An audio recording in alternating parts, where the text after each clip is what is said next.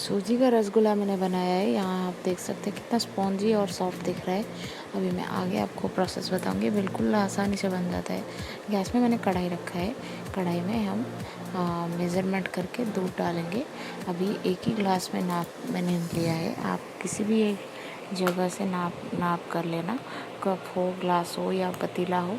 मैंने यहाँ पे 1 ग्लास के करीब दूध लिया है, तो उसको हम अच्छे से उबाल लेंगे। तो सूजी मैंने भी उसी से नापा है। और अभी देखिए मैंने 1 ग्लास दूध डाल दिया है कढ़ाई में। उसको अच्छे से थोड़ा सा बॉईल होने देंगे, क्योंकि बॉईल मिल्क है ऑलरेडी। और 1 ग्लास से थोड़ा सा और भी आगे लिया है मैंने दूध। तो अभी उसका हाफ लेंगे सूजी।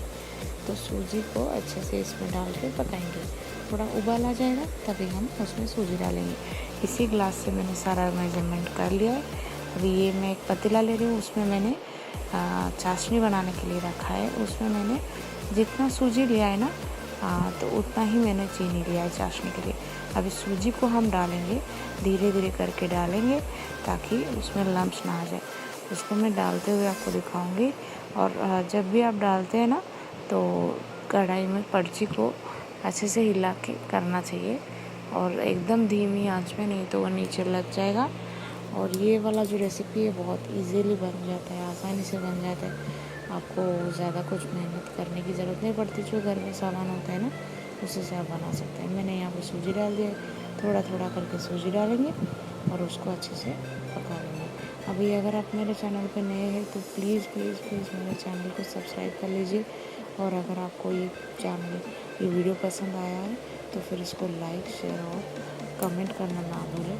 और आगे मेरे चैनल का जो भी न्यू वीडियोज़ है उसका नोटिफिकेशन पाने के लिए सब्सक्राइब बटन के साथ साथ बेल आइकन को भी प्रेस कर लीजिएगा, ताकि आपको आगे जो भी वीडियोज़ रहेगा मेरा, तो उसका नोटिफिकेशन आता रहेगा। अभी मैंने दूसरे गैस में, दूसरे चूल्हे पे चाशनी बनाने के लिए पतीला रखा है। दूसरे पतीले में चाशनी बना रही हूँ। उसका नाप कैसा लिया मैंने, जो ग्लास में मैंने सूजी लिया था हाफ ग्लास, सो उसी ग्लास से मैंने हाफ ग्लास का चीनी लिया है।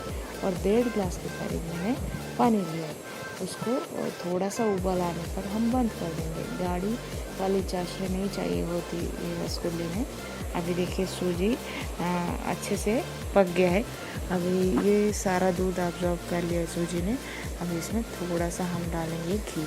घी मैंने यहाँ पे 1 चम्मच के करीब लिया। चम्मच से नहीं दिखा रही मैं, डायरेक्टली ऐसे आपको दिखा रही हूँ।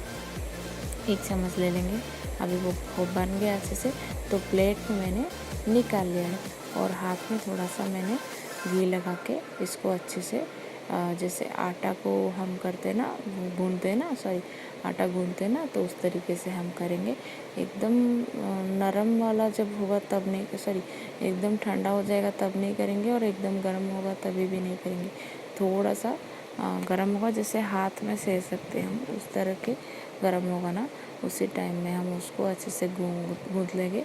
अभी मैं ना आपको बना के दिखा रही हूँ। उसका छोटा छोटा लोई बना लेंगे, जैसे नींबू का रहता है ना, तो उस तरीके से हम लोई बना के उसको रख लेंगे। छोटा छोटा लोई बनाएंगे, क्योंकि वो बाद में बहुत अच्छी तरीके से फूलता है। तो मैंने यहाँ पे सारा लोई बना लिया है। ये देखिए हाफ ग्लास के मैंने सूजी लिया था, और कितने सारे रसगुल्ले बन गए अभी। और ये बड़े भी हो जाएंगे तो कितना एकदम, और 3-4 लोगों का तो आराम से हो जाएगा। अभी मैंने चाशनी को वापस से गर्म कर दिया है। अभी इसमें एक एक करके लोई डालेंगे।